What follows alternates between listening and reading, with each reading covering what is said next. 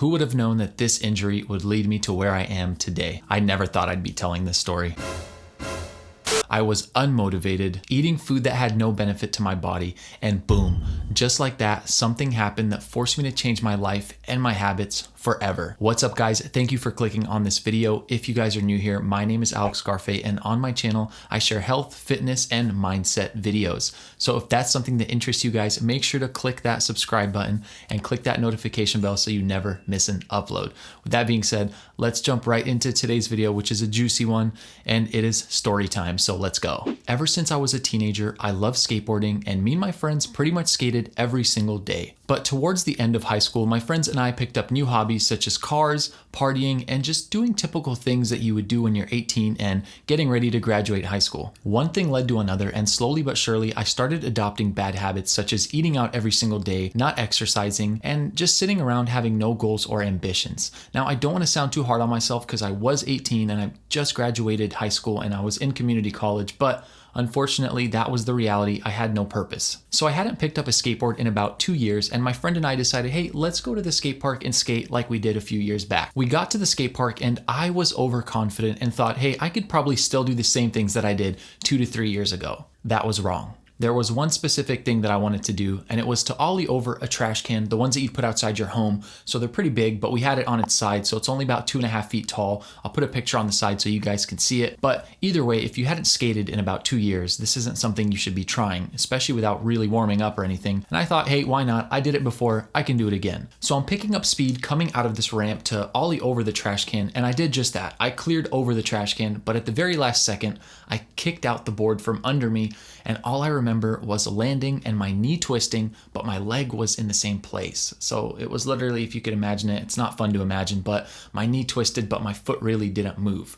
And I fell to the ground in pain, and I didn't know it, but I had just tore my ACL. I remember laying on the ground in so much pain, and when I went to get up, it felt like there was a slinky right in between my femur and my tibia. So in some ways, it literally felt like the bones in my legs were disconnected, and my knee was just floating in between these two bones. It was honestly one of the weirdest feelings I've ever felt. Remember when I said I was overconfident? Well, about 10 minutes after I hurt my knee, I thought, why not continue to skate? I've never seriously injured myself skateboarding, and like I said, I didn't know I tore my ACL yet. I thought I probably just sprained my knee and then it would go away in like a week or two, so I figured I can still skate, we don't need to leave. Not even 5 minutes went by and I went to do a trick and I immediately fell and all the weight went on the hurt knee. And now I was in a world of pain. I remember falling to the ground and my knee literally felt like it was burning. It felt like it was on fire. I've never felt a pain like this. I was tearing up, I was screaming, and I remember my friend looked at me and he was like, dude, I've never seen you cry. I've never even seen you like really shed tears like this. So you must really be in pain. And yeah, I was in a lot of pain. I remember looking up at the sky, just laying on the ground and seeing my friends look down at me, and I knew I just messed up.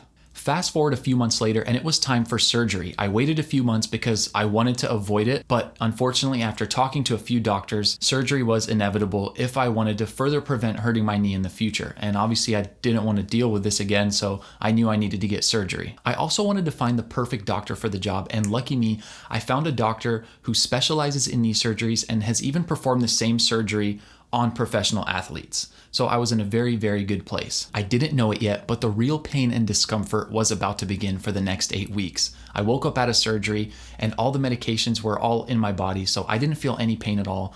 But a day later, I literally felt a world of pain. My knee felt like it was, actually not my knee, my whole leg felt like it was on fire with any slight movement that I did. All I could do was lay in bed for the first 2 weeks, and I remember just being so upset and thinking, how the heck did I do this? And I wish I could go back in time and change this because I don't think my knee's ever going to be the same. And you're probably wondering, didn't they give you pain medications? Yeah, they definitely gave me pain medications, like, I don't know, whatever pills I was taking, but they didn't help that much. This was a very serious surgery. And as you can see from the pictures, my knee, or better yet, my whole leg looked really messed up. And I remember going back to the doctor and asking him, hey, is this normal? My whole leg is purple from waist down all the way to my toes. And he said, yeah, this is normal. When they take the piece of the patella tendon, which is right in front of your kneecap, it tends to bleed a lot. And the reason they take this piece is because that's the piece that they use to reconstruct the ACL. So he said that this bleeds a lot when you take it out or when you cut a piece out of it, and that is the reason for the internal bleeding. So although my leg looked like a zombie leg, he assured me that it was normal. So that helped my peace of mind because my friends and my family were like, dude, something is terribly wrong. But lucky for me, it was just part of the healing process. With all of that being said, I was still in a very dark and negative place in my mind. As you can imagine, I'm just laying in bed. All I can do is think. I have the demons inside my head telling me all these things, and I was young, so I wasn't mentally mature yet, so I pretty much let it take a hold of me. But fortunately, that didn't last long. I wanted to be healthy and I wanted to come back stronger, but I knew that I had to change my habits and I had to get smarter. Ever since I was a young kid, my father always expressed to me how important it is to eat healthy. He always told me to eat your fruits and eat your vegetables. And it wasn't just like your regular parents saying eat your veggies. He literally hounded me to eat fruits and veggies. So his voice was ingrained into my head, and he also hated when I ate fast food. And like I said before, I was eating out pretty much every single day, and he absolutely hated that. I started to become more aware and grateful for how much my parents were helping me, and for the first time, I saw them in a different light. I don't know about you guys, but when I was younger, I was embarrassed of my parents. I think as teenagers, we go through this stage where we're embarrassed of our parents. We don't want to be seen around them or with them, and we just want to be doing our own thing. But for the first time, I was forced to be in a bed, and they were bringing me whatever I needed, making sure that I was happy and healthy. And I'm so grateful for them because I don't know what I would have done without them. And literally, that is where my health journey began. I started eating healthier, more salads, more fruits, and just overall healthier lifestyle choices. I started to research everything about health and nutrition, and I even went down the rabbit hole of what soaps to use, what toothpastes, deodorants, all that stuff. I got rid of all chemical products and then started using all natural ones. And this led to me preaching to my friends and family on why they should be using this deodorant and why they should be using this toothpaste and not eating this food and eating this food instead. And so did they listen? Kind of, but I can't blame them because this was my journey. And although I wanted to help them and I was coming from a place with good intentions, it was my journey for a reason. So I led by example and practiced what I preached. Health and wellness quickly became one of my main passions that I even gave a speech in my public speaking class on why antioxidants from fruits and vegetables are so healthy and why we should be eating them on the daily. And then when I would go to my friend's house, I would always have a bag of fruit or vegetables filled with dates, figs, nuts, seeds. And even this one time I remember bringing purple cauliflower to my friend's house and saying, hey, look, it's purple cauliflower. This has more anthocyanins than the regular white cauliflower, so we should be eating it because it's healthier. So I was just fanatic about fruits and vegetables and just all that stuff. So fast forward about a decade later, and most of my friends have adopted a clean and conscious lifestyle, and they send me pictures of the food they're eating. You know, they send me ingredient labels and say, hey, what's good about this? What's not good about that? Should I be eating this or that?